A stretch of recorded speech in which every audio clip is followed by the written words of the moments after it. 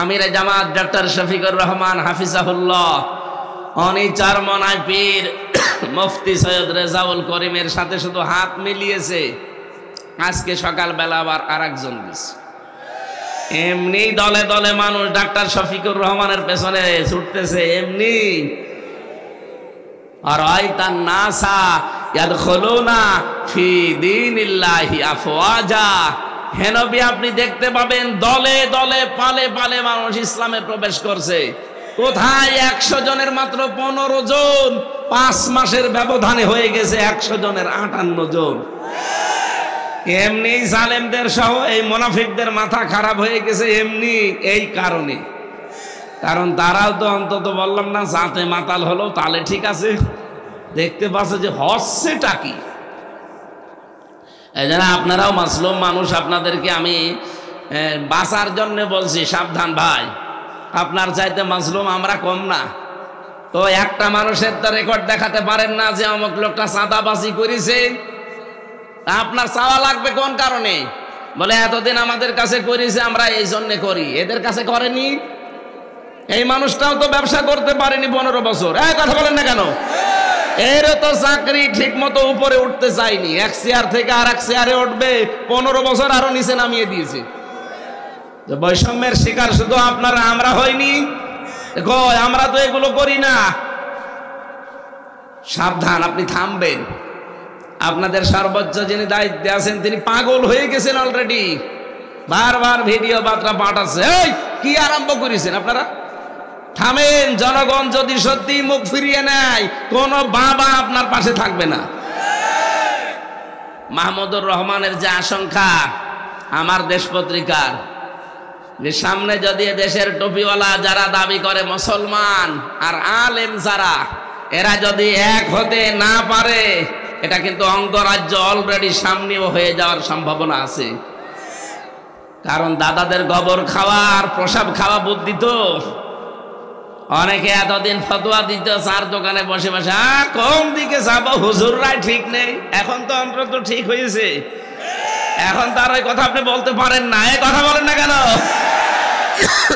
এখন আর ফতোয়াবাজি করার সময় আছে? সর্বনায় পীর উনিও দেখলাম শেষ পর্যন্ত কথা বলছে। অনেকে বলতো যারা হাত মিলায় না, আমরা কিন্তু অলরেডি হাত মিলিয়ে ফেলেছি। কিন্তু এক দলের মাথার উপরে ঠাঁটা পড়িস। বয়লমারি আইডিয়াল মাদ্রাসার উদ্যোগে তাফসীরুল কোরআন মাহফিল, স্বনামধন্য সভাপতি অধ্যাপক ইমারত হোসেন চৌধুরী দামাত বারকাতুহুল আলিয়া, প্রধান অতিথি বিশিষ্ট শিক্ষাবিদ সমাজসেবক সাবেক চেয়ারম্যান রসায়ন বিভাগ জাহাঙ্গীরনগর বিশ্ববিদ্যালয় অধ্যাপক ডক্টর ইলিয়াস মোল্লা, আতালাল্লাহু উমরাহু ওয়া বারাকাল্লাহু ফি হায়াতি, আমিন। যারা আলোচনা রেখেছেন মাওলানা হোসাইন মাহফুজ সহ অন্যান্য ওলামা ইকরাম, মঞ্চে বসা সম্মানিত ব্যক্তিবর্গ, সামনে বসা মুসলমান ভাইরা, পর্দার আড়ালে সম্মানিতা মা এবং বোনেরা, প্রাণ প্রিয় ফরিদপুরবাসী, কথা বন্ধ করেন, নিস্তব্ধ হয়ে যাবেন। খুব গুরুত্বপূর্ণ কয়েকটা মেসেজ শেষ করবো আমরা, যেহেতু নামাজ সামনে। যতটুকু সময় পাচ্ছি আল্লাহ যেন কাজে লাগানোর তৌফিক দেন এবং বরকত দেন। প্রশংসা আদায় করছি মালিকের, যিনি আমাদেরকে মানুষ বানিয়েছেন। আলহামদুলিল্লাহ। এ মানুষের এই সুন্দর সমাজকে সভ্য সমাজ, কল্যাণময় সমাজ বানানোর জন্যে এই মাসে আজকের এই যে দিন চলছে, এই যে সামনে রাত আসতেছে, রজব মাসের এই 26 তারিখে দিবাগত রাতে ধলির এই ধরা থেকে আমাদের নবী মুহাম্মদুর রাসূলুল্লাহ সাল্লাল্লাহু আলাইহি ওয়াসাল্লামকে আল্লাহ রাব্বুল আলামিন নিজের কাছে নিয়ে গিয়েছিলেন। 27 বছর একাধারে 27টা জিনিস তাকে দেখিয়েছিলেন গুরুত্বপূর্ণ। 27 বছরের জিনিস দেখিয়েছেন কয়টা? আল্লাযী বারাকনা হাওলাহু, আল্লাহ বলেন তার চারিপাশে বরকত ঢেলে দিয়েছি। একেবারে কাবার চত্বর থেকে অথবা তার উম্মে হানির ঘর, এখান থেকে শুরু করে আরশ মহল্লা পর্যন্ত, সেখান থেকে যত নিয়ামত দেখানো দরকার সবগুলো আমি আল্লাহ দেখালাম। বড় বড় আমরা 27টা নিয়ামতের কথা পেয়েছি। এগুলো তাকে আল্লাহ একদিন 2 দিন ধরে না 27 বছর ধরে ঘুরে ঘুরে তিনি দেখিয়েছেন। লেনরিয়াহু মিন আয়াতিনা, যেন তার নিদর্শনটা পুরা যেগুলো আছে আল্লাহ বানিয়েছেন সব তাকে দেখাতে পারে।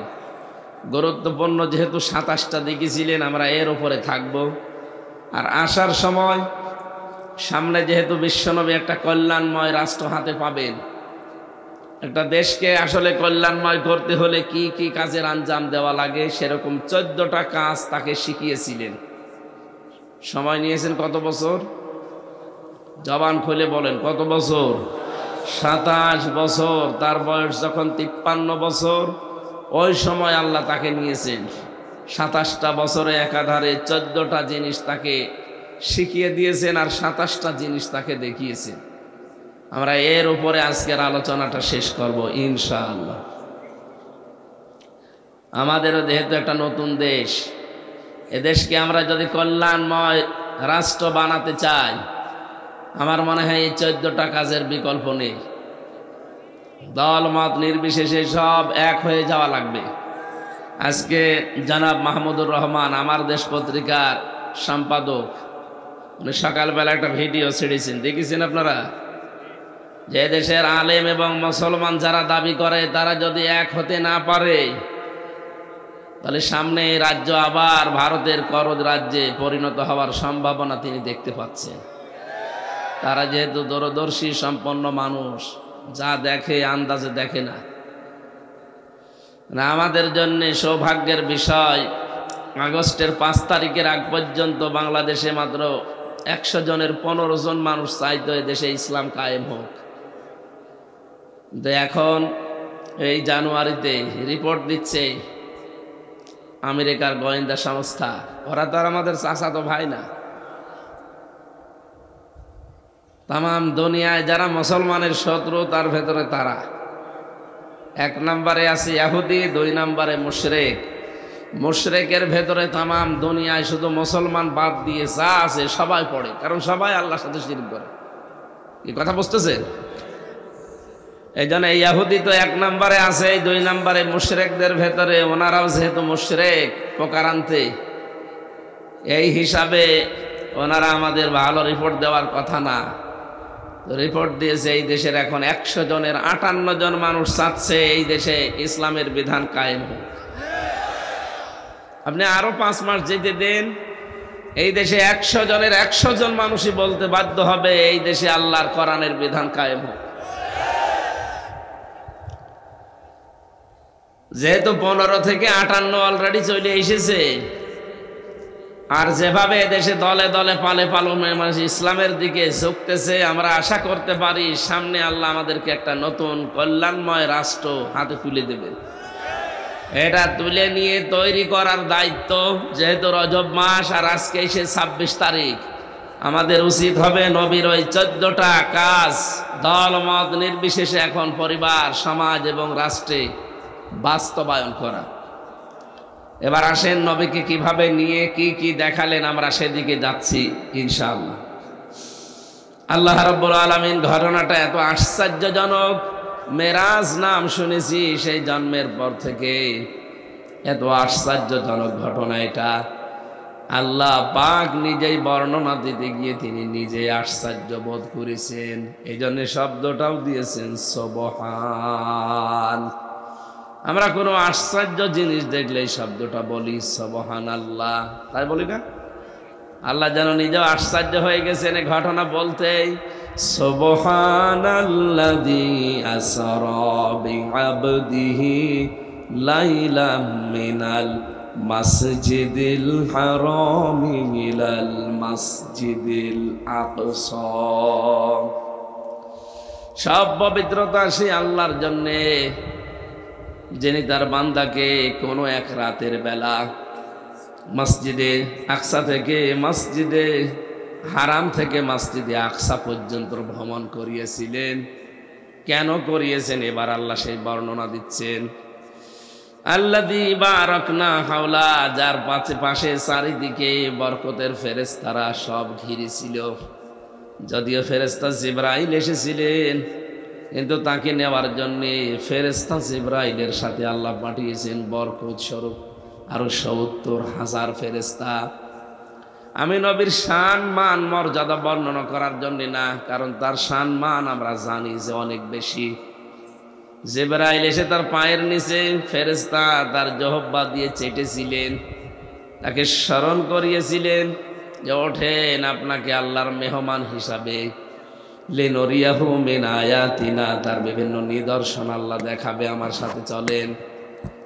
নেওয়ার সময় যত ঘটনা আছে আপনারা কম বেশি জন্মের পর থেকে অনেকেই শুনেছেন। প্রথম, দ্বিতীয়, তৃতীয়, চতুর্থ আসমান এভাবে নিতে নিতে একেবারে সর্বশেষ রব্বুল আলামিন বাইতুল মামুর নাম শুনি আমরা, বাইতুল আকসা নাম শুনি আমরা। মুহাম্মাদুর রাসূলুল্লাহকে আল্লাহ কিন্তু শুধুমাত্র সাধারণ মানুষের ইমাম বানিয়ে নামাজ আদায় করাননি। দুনিয়াতে লক্ষ লক্ষ নবী তার পেছনে, ফেরেশতা তার পেছনে নামাজ আদায় করেছিল। এই জন্য তাকে বলা হয় ইমামুল মুরসালিন, সাজ্জিদুল মুরসালিন। নবীদেরও তিনি ইমাম, নবীদেরও নেতা। এখানে একটা প্রশ্ন জাগে, যে লোকটা নবীদের পর্যন্ত নেতৃত্ব দিয়েছেন, তার নেতৃত্ব বাদ দিয়ে দুনিয়ায় এমন কার নেতৃত্ব আছে যে মেনে নেওয়া যায়? আপনার বিবেক কি নেই? সেই নবীর আদর্শ এখনো পর্যন্ত আমাদের সামনে বিদ্যমান। মাথায় যদি অন্তত গোবর না থাকে, হালকা পাতলা মগজ থাকে, সেই লোকটার জন্যেও মুহাম্মাদুর রাসূলুল্লাহ বাদ দিয়ে অন্য কাউকে নেতা মানা জায়েজ নেই। সে তো মানতেই পারে না। এরপরও হয়তো দুনিয়ার দিকে তাকিয়ে শয়তানের ধোকায় পড়ে অনেকে উল্টা পাল্টা অনেক দিকে যান। আপনি এখনই আপনার মত, আপনার সিদ্ধান্ত এক্ষুনি পাল্টাবেন। যতদিন বেঁচে আছি এই পৃথিবীতে, কিয়ামতের দিন যেন মুহাম্মাদুর রাসূলুল্লাহর পেছনে থাকতে পারি, এই আশা উদ্দেশ্য নিয়ে কোনো দিন আর কাউকে নেতা মানি না মুহাম্মাদুর রাসূলুল্লাহ বাদ দিয়ে। এটা একমত আছেন আপনারা? মাহফিল সাকসেস হয়ে গেছে। যারা হাত তোলেননি তারা আর কয়েকদিন পরে তুলবেন। এবার আসেন দ্বিতীয় পয়েন্টে। তাকে আল্লাহ প্রথমেই দেখিয়েছেন, আমি যে ২৭টা জিনিসের নাম পড়লাম, ১ নম্বরে আল্লাহ তাকে মিজানের পাল্লা দেখিয়েছেন। কিসের পাল্লা? মিজানের পাল্লা। মানে আমরা কি মনে করি, এরা কথা বলে কি, এর সমস্যা কি? শুনতে পাচ্ছেন না কথাগুলো?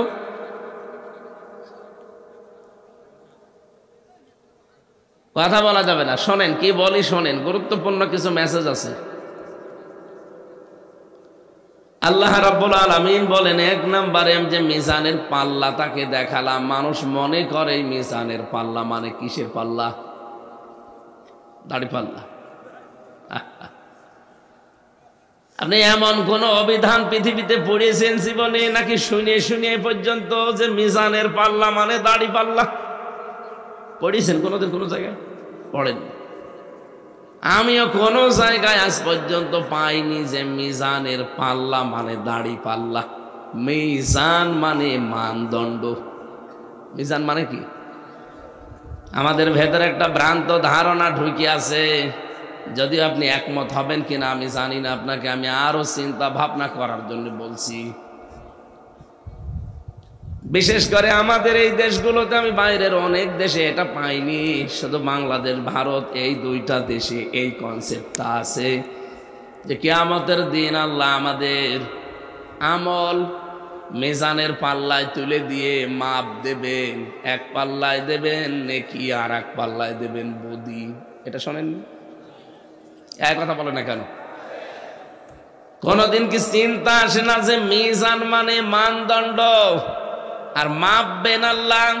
কিয়ামতের দিন কি মাপ দেবেন? আমল। বলেন আরো জোরে বলুন, বলেন সবাই বলেন। আমল মানে কাজ। বলেন।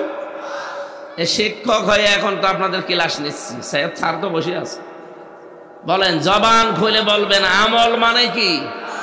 আরো জোরে বলেন। এবার আমার প্রশ্ন, কোন পাগলও যদি এখানে থাকে, ওই পাগলকে যদি বলা হয় যে 5 কেজি কাজ দিলাম, দাড়ি পাল্লায় তুলে দিন, ও হাসবে? কোনদিন ভেবেছেন যে মিজানের পাল্লা মানে আমরা মনে করি দাড়ি পাল্লা, কিয়ামতের দিন আল্লাহ আমল মাপবে। আমল মানে কাজ, আমল মানে কাজ। কি দাড়ি পাল্লায় কেউ তুলে দেয় যে 5 কেজি কাজ? বলেন কোন ধারণায় আছেন আপনি? এই কারণেই তো আমরা আসল কোনটা নকল কোনটা, আসলের সামনে কি করা লাগবে পেছনে কি করা লাগে এই বিষয়টা জানি না, আন্দাজে জীবন চালিয়ে চলে যাচ্ছে। এবার আমি কয়টা উদাহরণ দেব, আপনি মিলাবেন। পৃথিবীর প্রতিটি জিনিস পরিমাপ করার জন্য আলাদা আলাদা যন্ত্র আছে, এটা জানেন তো? আপনাকে যদি এই জমিনটা মেপে দেওয়ার জন্য বলা হয় যে এই ফুটবল ময়দানটা মেপে দেন, আপনি দাড়ি পাল্লায় তুলে দেবেন। এটা মাপার জন্য গজ লাগবে, ফিতা লাগবে, এটা ঠিক আছে তো? বলেন। এই যে চা দিয়েছেন আপনাকে, এই চা এখন যদি বলি মেপে দেন, এর ভেতরে ফিতা দিয়ে মাপবেন। এটার জন্য সিসি লাগবে, লিটার লাগবে, কথা বলছেন এখন। এখন যদি আপনাকে আমি এতগুলো চাউল দিয়ে বলি মেপে দিন, আপনি একটা একটা করে গণনা করবেন, 1 2 3। এটা মাপার জন্য কেজি লাগে, পাথর লাগে, বাটখারা লাগে, কথা বলা লাগবে। প্রতিটি জিনিস আমরা পরিমাপ করার জন্য আলাদা আলাদা জিনিস পেলাম। বলেন, এই যে কিয়ামতে আল্লাহ আমল মাপ দেবে। আমল মানে কাজ মাপার জন্য একটা আলাদা যন্ত্র আছে না? কাজ মানুষ মাপে কি দিয়ে? গুরুত্ব দিয়ে। গুরুত্বের ভিত্তিতে কাজ মাপা হয়। আপনি আসলে কাজটা গুরুত্ব দিয়ে করেছেন কিনা এর উপরে আমি কাজ পরিমাপ করতে পারি। নবীজিকে আল্লাহ যে মিজান দেখিয়েছেন, আসলে বিষয়টা আমরা অনেকেই জানিও না, চিন্তাও করি না। কিয়ামতের দিন আল্লাহ মিজানে মাপ দেবেন, ঠিক আছে, কিন্তু সেটা মাপ হবে গুরুত্বের ভিত্তিতে। এখন এই যে স্টেজ বানিয়েছেন, এই কথা বলেন কোন কারণ? আপনি গুরুত্বপূর্ণ একটা বিষয় আপনি খেয়াল না করে বাইরে যেতে গিবত করবেন। বসেন। এই স্টেজটার ভেতরে গুরুত্বপূর্ণ কি আছে আর গুরুত্বহীন যেগুলো না হলেও স্টেজ হয়। এই যে খুঁটি আছে 4টা আর সামিয়ানা, এই 2টা গুরুত্বপূর্ণ। এখানে গুরুত্বহীন অনেক জিনিস বসে আছে, এই যে আমি না থাকলেও কিন্তু স্টেজ হবে, হবে না? স্যার না থাকলেও স্টেজ হবে। এই যে কার্পেট বিছিয়েছেন, চা খাওয়ার জন্য কাপ দিয়েছেন, পোস্টার আছে, এই যে তাওয়াল আছে, এই টেবিল চেয়ার আছে। বলেন এগুলো না থাকলেও কি মানুষ বলবে না যে না এটা স্টেজ না? কিন্তু খুঁটি যদি না থাকে, সামিয়ানা না থাকে, তাহলে এখানে গুরুত্বপূর্ণ 2টা জিনিস পেলাম, খুঁটি, সামিয়ানা। এই 2টা আসল। এই 2টা না থাকলে কোনো পাগল এটাকে স্টেজ বলবে না।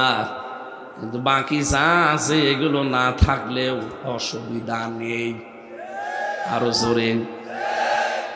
এই পৃথিবীতে আল্লাহ কোরআনে কারিমের ভেতরে 500 শরীয়তের বিধান দিয়েছেন। কয়টা? আরো জোরে। 6666টি আয়াত। এটা প্রসিদ্ধ। 6236টি আয়াত এটা বিশুদ্ধ। আপনি যে কোনোটা মানতে পারেন, অসুবিধা নেই। 6666টি আয়াতের ভেতরে 500 আয়াত হচ্ছে শরীয়তের বিধান, যেটা গুরুত্বপূর্ণ ফরজ বলা হয়। এই জন্য দুনিয়ায় যত ফরজ বিধান আপনি দেখবেন, প্রতিটি ফরজ বিধানের ভেতরে আবার গুরুত্বপূর্ণ কিছু আল্লাহ আলাদা করেছেন। এই যে নামাজ, নামাজের বাইরে ভেতরে মিলে ফরজ কয়টা? 13টা। বলেন বলেন। আপনি 12টা আদায় করলেন, একটা আদায় করেননি। এখন যদি বলেন আমার তো 12টা আদায় হয়েছে, একটা নাই ছেড়ে দিয়েছি, তাতে কি? অন্তত 12টা সওয়াব আমারে দেন। আপনার কি একটা সওয়াব হবে? কি হবে? 0, শূন্য, কোনো দাম নেই। পুরা 12টায় মাটি। কি বুঝলেন এখান থেকে? সারা জীবন তো নামাজ পড়েন, এরকম ফরজ বিধান দুনিয়ায় যত আছে সবগুলোতে আলাদা আলাদা আলাদা কিছু গুরুত্বপূর্ণ জিনিস সব ভাগ করা আছে। হজের ফরজ নেই, রোজার ফরজ নেই, জাকাতের ফরজ নেই। কোন বিধান আছে দুনিয়ায় যে ফরজ অথবা বিধান নেই? দেখবেন প্রতিটি ফরজ বিধানের ভেতর আবার ফরজ। নামাজ যেমন ফরজ, নামাজের ভেতরে আবার ফরজ কয়টা? আল্লাহ রাব্বুল আলামিন এই পৃথিবীর ভেতরে আমাদেরকে পাঠিয়েছেন, ইন্নী জাইলুম ফিল আরদি খলিফা। আমি তোমাদেরকে জমিনে খলিফা করে পাঠালাম। কি করে? আরো জোরে বলেন, বলেন তো। ইন্নী জাইলুম ফিল আরদি। আল্লাহ যদি বলতেন ফিল খানকা খলিফা, যে খানকায় পাঠালাম খলিফা করে, তাহলে আপনি ওই আল্লাহর ওলির মুরিদ হয়ে গেলে আপনার দায়িত্ব শেষ। কি আপনি ওখানে মুরিদ হয়ে গেলে আপনার আর কোনো চিন্তা ছিল না, কয়দিন পরে দেখবেন আপনি খলিফা হয়ে গেছেন। আপনাকে কোনো দরবারের খলিফা করে আল্লাহ পাঠাননি। এই ফরিদপুরে তো দরবার বহু আছে, যে কোনো এক দরবারের খলিফা হয়ে গেলে আপনার জীবন সাকসেস।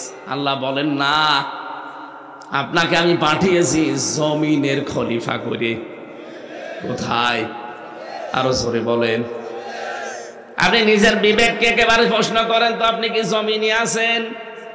না। আপনি মাদ্রাসায় আছেন পড়ে, আপনি মসজিদে আসেন পড়ে, আপনি খানকায় আছেন, আপনি দরবারে আছেন। জমিন ফাঁকা পেয়েছে জালেমরা, 180 মাইল বেগে চালাচ্ছে। তাহলে খলিফা হিসাবে থাকতে হলে খানকায়, দরবারে, কবরে, মাজারে, না কোথায় থাকা লাগবে? আরে ভাই, এই কথাই তো বোঝাতে চাই যে আমাদের জমিনে থাকা লাগবে। জমিনে থাকতে গেলে অবশ্যই যারা এতদিন জমিন দখল করেছিল তাদেরকে উৎখাত করতে গেলে একটু ঝামেলা হতে পারে। সেই ঝামেলা সামনেও হতে পারে। কথা বলেন না কেন? আবহমান কাল থেকে হয়েছে, এখনো হচ্ছে, সামনেও হবে। কারণ আল্লাহর খলিফা এ জমিনে আল্লাহ পাঠিয়েছেন। জমিনে আমরা ছিলাম না, এই জন্য জমিন ফাঁকা ছিল, জালেমরা মন মতো চালিয়েছে। এখন যেহেতু আপনি এসেছেন, ওরা তো এমনি এমনি আপনাকে ছাড়বে না। কিন্তু আমরা যেহেতু আল্লাহর খলিফা, এ জমিনে আমরা থাকবই। এখানে থাকতে চাই কেন? কারণ এই জমিনে আল্লাহ এই কোরআন দিয়েছেন। বলেন না কেন? এই কোরআন এই জমিনে দেয়নি। এর ভেতরে 500 শরীয়তের বিধান আছে। আমি যেমন নামাজের 12টা ফরজ আদায় করলে আর একটা না করলে আমার পুরা নামাজ বাতিল, একটা সওয়াব হবে না, পুরা জিরো, শূন্য। কারণ গুরুত্বের ভিত্তিতে আপনি প্রথম কাজটাই করেননি। ঠিক তেমনি এই 500 বিধানের 499টা হয়তো আপনি মানেন, কিন্তু একটা মানেননি। এদিকে তাকান, 499টা মানেন, একটা মানেন না, এবং আপনি বিরোধিতা করেন। আল্লাহর কসম, ওই 499টা মানলেও আপনার সওয়াব হবে জিরো, শূন্য। এই জমিনে নামাজ পড়া ফরজ আপনিও বলছেন, আমিও বলি, আমিও জানি। রোজা রাখা ফরজ আপনিও মানেন, আমিও মানি। কিন্তু কোরআন দিয়ে সংসদ চালাতে হবে, এটাও যে ফরজ আমি জানি, আমি মানি। আপনি জানেন কিন্তু আপনি মানেন না। এটাকে তখন আপনি বলেন এটা রাজনীতি, এটা ধর্ম ব্যবসা। আপনি জাতে মাতাল হলো তো তাহলে ঠিক আছেন? কথা বলেন না কেন? আপনাকে আমি বাঁচাতে চাই ভাই, আপনি ভুল করছেন। বুঝে করেন আর না বুঝে করেন, আপনার 499টা আদায় হচ্ছে। আকিমুস সালাত যেমন কোরআনে আল্লাহ দিয়েছেন, আতুজ যাকাত যেমন দিয়েছেন, আন আকিমুদ্দিন ওই রকম দিয়েছেন। সুতরাং নামাজ পড়বেন, রোজা রাখবেন, হজ করবেন, যাকাত দেবেন, বাবা 499টা পালন করবেন। কিন্তু আকিমুদ্দিন, এই জমিনে আল্লাহর খলিফারা তার দিন কায়েম করবে, এটা আপনার কাছে রাজনীতি মনে হয়, দুনিয়ার কাজ মনে হয়। আল্লাহর কসম, 13টা ফরজের 12টা আদায় করে যেমন একটা সওয়াবও পাননি, 499টা মানতে পারেন, একটা মানেননি, আপনিও কিচ্ছু পাবেন না। কিয়ামতে আল্লাহ যখন মাপ দিয়ে দেখবে, আরে 499টা হয়েছে আর একটা কয়, একটাও সওয়াব নেই, ওরা জিরো, শূন্য হয়ে যাবে। এটা যারা সহজে বুঝে ফেলেছেন ভালো, যারা এখনো বোঝেননি এদিকে আসেন, কানের নিচে 2টা করে দিচ্ছি, তখন বুঝবেন। এত সহজ করে বলার পরও আপনি না বোঝার ভান করে থাকেন, ভণ্ডামি করার জায়গা পান না। না, এই বোয়ালমারি এখন যদি তেলের কেজি 60 টাকা হয়, ফরিদপুর শহরে যদি 59 টাকা হয়, 1 টাকার জন্য দরকার ওখানে যাবে। এটা তো বেশ ভালোই বোঝো। ফরজ নামাজের উদাহরণ দিলাম, 12টা ফরজ আদায় করি, একটা আদায় না করলে পুরাটা মাটি। আর 499টা আদায় করো, দিন কায়েমত একটা, এইটা আদায় করতে গেলে তখন রাজনীতি মনে হয়, দুনিয়ার কাজ মনে হয়। কিয়ামতে আল্লাহ যখন মিজানে মাপবে তখন গুরুত্বহীন, কিচ্ছু পাবে না। আমি দেখতে পাচ্ছি আয়াতটা পড়ে আপনি আমি অনেকেই কিন্তু ধরা খেয়ে বসে আছি। এখন আপনি কি করবেন? আপনার বিবেককে কাজে লাগান। আমার মনে হয় যদি আপনি এই ওয়াজ বুঝে থাকেন, এ মাহফিল সাকসেস। আর যদি না বোঝার ভান করে বসে থাকেন যে আমারে বোঝাতে পারলে আমার বউ দিয়ে দেবে, ওর বউ বলছে তুমি কি করলে, বলছে আরে আমাকে বোঝাতে পারলে তুই, আমারে বোঝাতেও পারবে না, বউ দেব। আপনি এইরকম ধান্দায় যদি থাকেন, এখানে 1 ঘন্টা কেন, ওরা 45 মিনিট সময় আছে, তারপরেও বলছে না আমার যে শরীরের অবস্থা 5 মিনিট কথা বলাই ঠিক না। ডাক্তার বলছে সারাদিন সারাদিন ঘুমাবে। জালেবরা কি আমার শান্তিতে রেখেছিল 3 বছর, ফাঁসির কন্ডেম ছেলে 3টা বছর আমার শেষ করে দিয়েছে। এখন তো বেশি আছে, আমার মনে হয় এটা দয়া আল্লাহ। ডায়াবেটিস কত চলছে, কোন সময় হয় 15, 19, 27। আমার এই শরীরে ডায়াবেটিস, শয়তানও বিশ্বাস করে না, কিন্তু আছে। জালেমরা 3টা বছরে আমার কতগুলো রোগ এদের কারণে হয়ে গেছে, খাবার দাবারও দিত না ঠিক মতো। এই জন্য বলছি আগামী থেকে আমির জামাত ডক্টর শফিকুর রহমান হাফিজাহুল্লাহ, ওনার কাছ থেকে উনি জানিয়েছে প্রত্যেক জেলায় 1টা করে নেবেন। মানুষজন সব ওখানে যাবে আর লেখাপড়া করবেন। এক একটা সাবজেক্টের উপরে কমপক্ষে 60 ঘন্টা পড়া লাগবে। আমরা যা বলি, এ যা আন্দাজে 1 মোসানবীর কাহিনী 2.5 ঘন্টা বলছে, যা শোনে ওরাও বোঝে না, যে বলে ওরাও বোঝে। আমি এই 20 মিনিট কথা বলছি, এই গুরুত্বপূর্ণ কথাগুলো আপনি টের না পেলেও স্যার টের পেয়েছে। কি বলতে চেয়েছি আপনি বুঝেছেন? এরপরেও যদি কেউ ভুল করেন, সত্যি কথা বলছি, আপনি কিন্তু কিয়ামতে মিজানের পাল্লায় মাপ দিতে গিয়ে ওই নামাজ ফরজের যে উদাহরণ দিলাম, 12টা আদায় করেছিলেন, 1টা আদায় করেননি, তাহলে পুরাটা 0 বা 0, আপনারও কিয়ামতে 0 বা 0 হবে। তখন আফসোস করে লাভ হবে? নবীকে আল্লাহ এই মিজান দেখিয়েছিলেন যে আপনি এইটা পৃথিবীর ময়দানে মানুষকে বলবেন যে গুরুত্বপূর্ণ কাজগুলো আগে করো। আর আমরা ওইটাই আপনাকে বোঝাতে আসি যে নামাজ যেমন গুরুত্বপূর্ণ, দিন কায়েম করাও গুরুত্বপূর্ণ।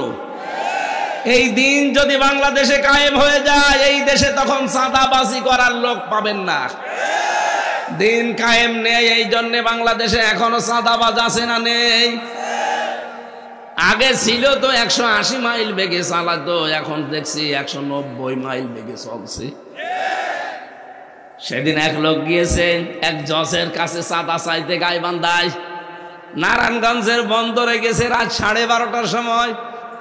ওরা বলছে যে আমরা এত রাতে চাই চাঁদা চাইতে, মানুষ টের পায় কি করে? আরে বেটা, আমি রিমান্ডে ওদের মেশিন দেখেছি। আমার যে 10 দিন ওরা রিমান্ডে নিয়ে বিভিন্ন জিনিস দেয়, আমার উপকার হয়েছে, কষ্ট হয়েছে, উপকার হয়েছে। ওরা এমন এমন মেশিন ইসরায়েল থেকে নিয়ে এসে রেখেছিল। আপনি মনে করছেন আমি রাত 2টার সময় যাই চাঁদা চাইতে?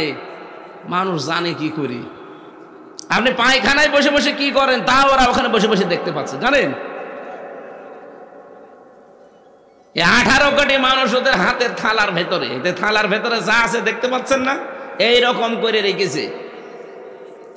আপনাদেরকে যারা এই উলট পালট কাজে নিজেদের জীবন অলরেডি আরম্ভ করে দিয়েছেন 5 তারিখের পরে, তাদেরকে হালকা সতর্ক করছে, আপনি কিন্তু টের পাচ্ছেন না। গোয়েন্দা বিভাগ যারা আছে দেশে কাজ করে, সর্বোচ্চ আমি মাঝে মাঝে যোগাযোগ রাখি, দেখি এরা বলছে হুজুর দেশটাতে শুধু আমরা এখন দেখতেছি কে কি করে, এতদিন তো যাই হোক হয়েছে, খেয়েছে, এখনো সামনে কাদের কাছে দিলে মানে খালি খাবো খাবো এই চিন্তায় আছে। এটা শুধু দেখতেছি, অলরেডি আমাদের প্রায় দেখা হয়ে গেছে যে কে কি করতে পারে সামনে। এমনি দলে দলে মানুষ ডাক্তার শফিকুর রহমানের পেছনে ছুটতেছে এমনি। আর আইতান নাসা ইয়াদখুলুনা ফি দীনিল্লাহি আফওয়াজা, হে নবী আপনি দেখতে পাবেন দলে দলে পালে পালে মানুষ ইসলামে প্রবেশ করছে।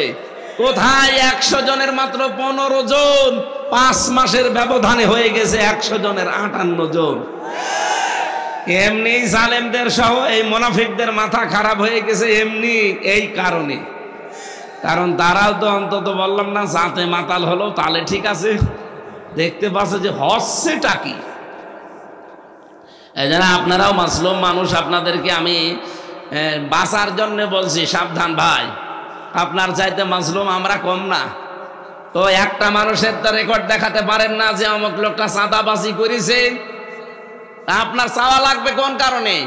বলে এতদিন আমাদের কাছে করেছে আমরা এই জন্য করি, এদের কাছে করেনি। এই মানুষটাও তো ব্যবসা করতে পারেনি 15 বছর, কথা বলেন না কেন? এরও তো চাকরি ঠিক মতো উপরে উঠতে চাইনি, এক চেয়ার থেকে আর এক চেয়ারে উঠবে 15 বছর আরো নিচে নামিয়ে দিয়েছে। বৈষম্যের শিকার শুধু আপনারা, আমরা হইনি, আমরা তো এগুলো করি না। সাবধান, আপনি থামবেন। আপনাদের সর্বোচ্চ যিনি দায়িত্বে আছেন তিনি পাগল হয়ে গেছেন অলরেডি, বারবার ভিডিও বার্তা পাঠাচ্ছে। এই কি আরম্ভ করেছেন আপনারা? থামেন। জনগণ যদি সত্যি মুখ ফিরিয়ে নেয় কোন বাবা আপনার পাশে থাকবে না। এই জন্য আমরা সাবধান হব ভাই। নবীজিকে আল্লাহ যে মিজান দেখিয়েছিলেন, আমরা কিন্তু মিজানের একটা হালকা টাচ পেলাম যে কিয়ামতের দিন আল্লাহ মাপ দেবে আমাদের কাজ। আর কাজ দাড়ি পাল্লায় তুলে দিয়ে মাপে না, 5 মাপতে হয় গুরুত্বের ভিত্তিতে। এই জন্য জীবনে গুরুত্বপূর্ণ কাজ যেগুলো সেগুলো আগে করব। গুরুত্বপূর্ণ কাজ নামাজ পড়া না দাড়ি রাখা। অনেকে আছে বলে দাড়ি রাখি না এই জন্য নামাজ পড়ি না। আরে ভাই আগে নামাজ পড়েন, দাড়ি পরে রাখেন। আপনি এই ওসিলা দিয়ে তো দাড়ি রাখার ওসিলা দিয়ে নামাজ বাদ দিতে পারেন। আমি আজকের স্টেজের বললাম এই যে খুঁটি আর সামিয়ানা আপনি খুলে ফেলেন। কোন পাগল বলে যে এটা স্টেজ আমি দেখবো? কিন্তু এই সামিয়ানাও নেই, খুঁটি নেই, আন্দাজে আপনি লাল কার্পেট বিছিয়ে রেখেছেন, মানুষ বলবে যে স্টেজ। গুরুত্বপূর্ণ কাজগুলো এখন থেকে সামনে নিয়ে আসবেন। পৃথিবীর সবচাইতে গুরুত্বপূর্ণ কাজ হচ্ছে আনাকিমুদ্দিন। কারণ এইটা না থাকলে অনেক ফিতনা ফাসাদ দূর করা সম্ভব না, শুধু ফু দিয়ে আর ওয়াজ করি। কথা বলেন না কেন? এই যে জেনা ব্যভিচার এখনো কি বন্ধ হয়ে গেছে? আকাশ সংস্কৃতির নামে ভারত থেকে পিন আপ করা পত্রিকা আসে। শুধু পিন আপ করা পত্রিকা না, 36টা চ্যানেল। একজন আজানের জবাব দিয়ে দেন, একজন দিয়ে দেন, আদায় হয়ে যাবে। 36টা চ্যানেল চলতো। এখন যদি মাহমুদুর রহমানের যে আশঙ্কা আমার দেশ পত্রিকার, যে সামনে যদি দেশের টুপিওয়ালা যারা দাবি করে মুসলমান আর আলেম যারা, এরা যদি এক হতে না পারে, এটা কিন্তু অঙ্গরাজ্য অলরেডি সামনেও হয়ে যাওয়ার সম্ভাবনা আছে। কারণ দাদাদের গোবর খাওয়া আর প্রসাব খাওয়া বুদ্ধি তো দেখেছেন না কি টাচ দিয়েছে আমিরে জামাত ডক্টর শফিকুর রহমান হাফিজাহুল্লাহ। উনি চরমনায় পীর মুফতি সৈয়দ রেজাউল করিমের সাথে শুধু হাত মিলিয়েছে। আজকে সকালবেলা আবার আরেকজন দিছে। অনেকে এতদিন ফতোয়া দিত চার দোকানে বসে বসে, কোন দিকে যাবো, হুজুররাই ঠিক নেই। এখন তো অন্তত ঠিক হয়েছে, এখন তার ওই কথা আপনি বলতে পারেন না। এই কথা বলেন না কেন? এখন আর ফতোয়াবাজি করার সময় আছে? চরমনায় পীর উনিও দেখলাম শেষ পর্যন্ত কথা বলছে। অনেকে বলতো যারা হাত মিলায় না, আমরা কিন্তু অলরেডি হাত মিলিয়ে ফেলেছি। কিন্তু এক দলের মাথার উপরে ঠাঁটা পড়িস, ঠাঁটা না আরো কিছু পড়বে আপনাদের মাথার উপরে। আমরা চাই স্যারের কথা যে আমরা একটা পরিবার বানাতে চাই এ দেশকে। এই কথা বলেন না কেন? এই সম্প্রীতিটাই এই ডাইনি মহিলা ধ্বংস করে ফেলেছিল। দলীয়করণ নাম দিয়ে আওয়ামী লীগ করলে সব মাপ, আওয়ামী লীগের বাইরে গেলে আমার মতো মানুষকেও রাজাকার বানিয়ে দেয়। কোথায় পৌঁছিয়েছে? আমার চাচা আওয়ামী লীগ করে, ঠিক আছে, সে চেয়ারম্যান ছিল, সে আমার আর আমার বাবার একদিন খাবার খাওয়াতে ডাক দিয়েছে। কোন শয়তান যেন হানিফ সাহেবের কাছে পান লাগিয়েছে আমির হামজাকে আর ওর বাপকে, আপনার যে ডান হাতে এলাকায় চেয়ারম্যান সফর, সে খাবার খাওয়িয়েছে, আপনি এখন কি করবেন করেন। ও ঠিক চাচারে ধমক দিয়েছে, হামজাকে ডাক দিয়ে খাওয়াইলে মানে? বলছে আমার ভাতিজা। বলছে ভাতিজা তাই কি? এই দলে থাকতে হলে কোনো ভাতিজাও মানা যাবে না। কোথায় পৌঁছিয়েছিলেন আপনি? আপনি কি শুধু একা থাকবেন এই দেশে? আল্লাহ এই জন্য আপনাকে একাই বের করে দিয়েছে।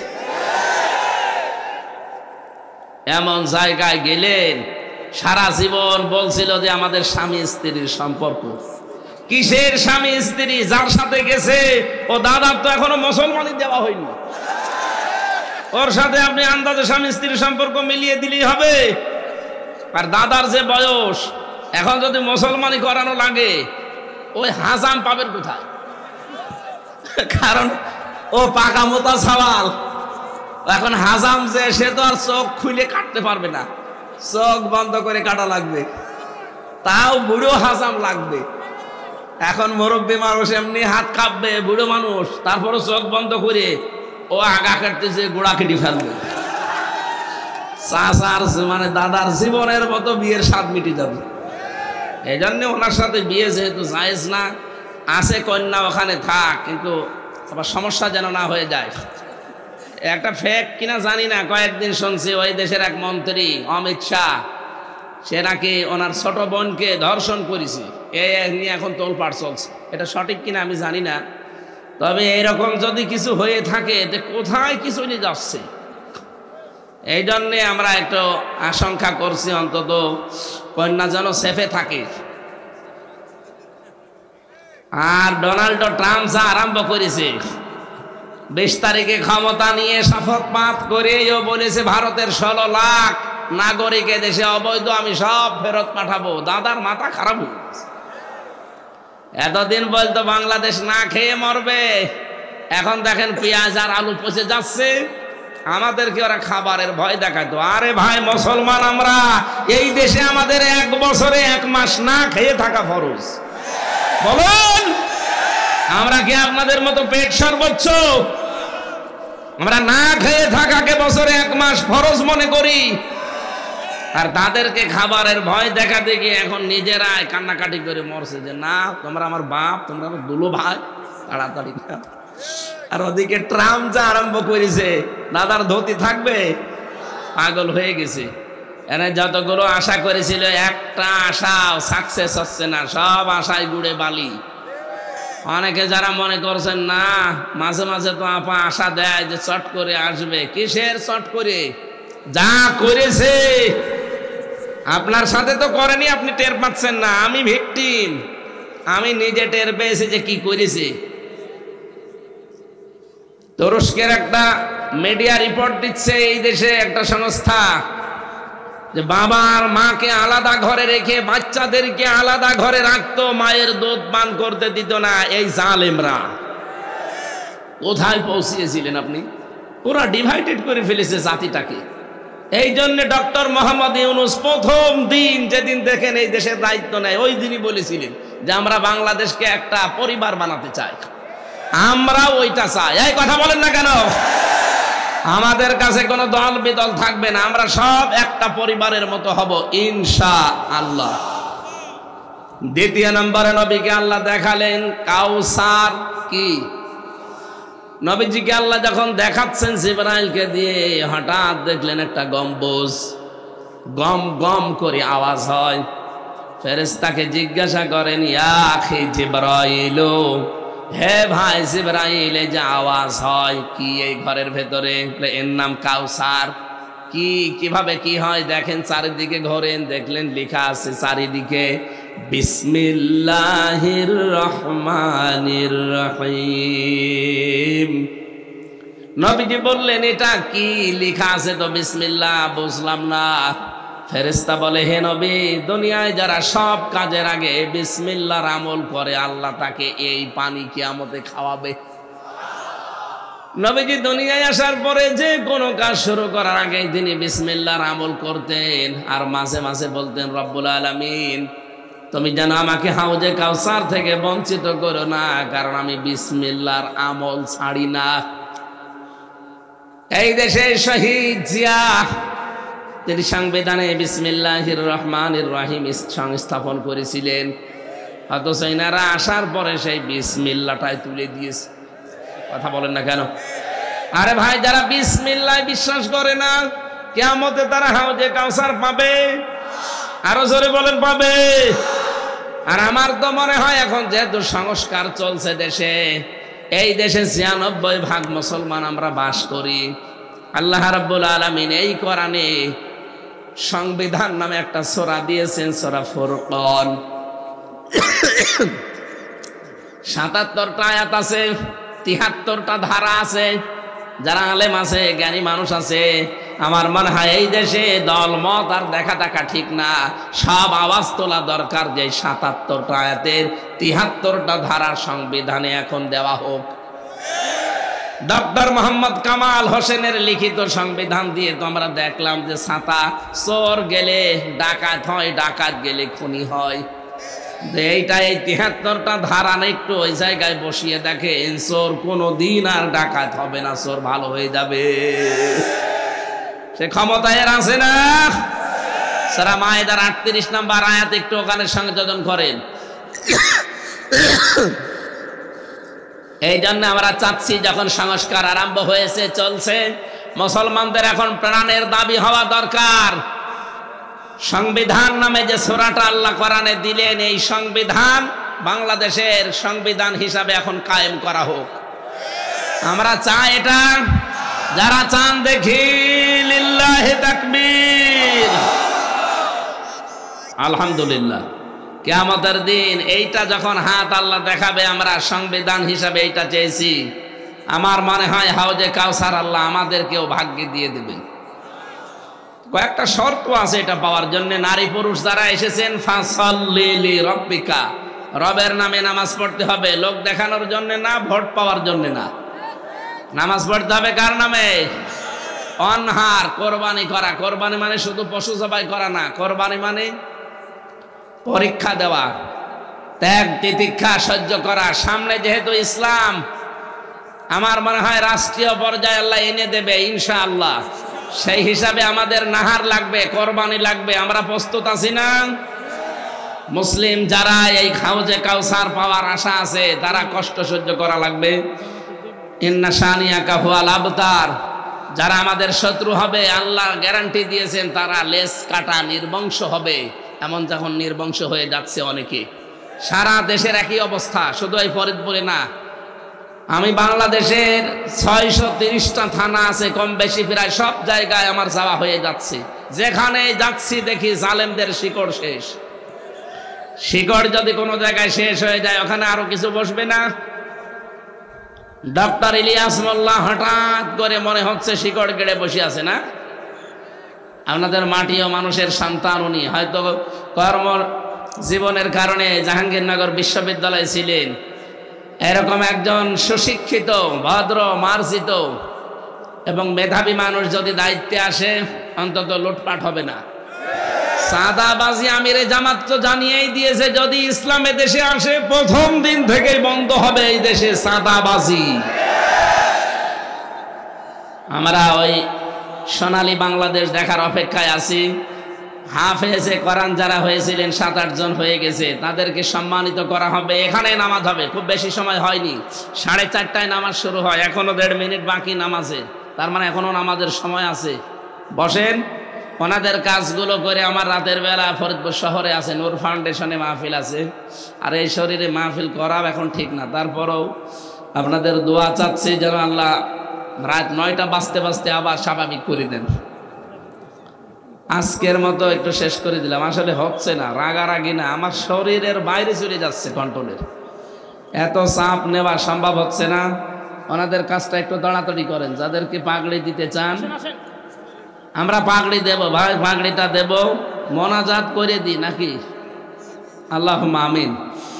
রব্বির হামহুমা কামা রব্বায়ানি সগীরা।